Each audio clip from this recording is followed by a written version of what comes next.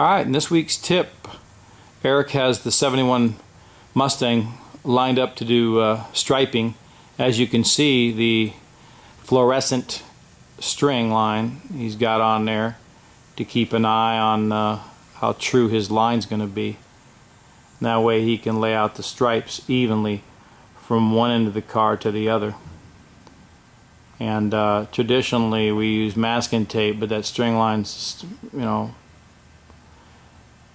fail-safe right there.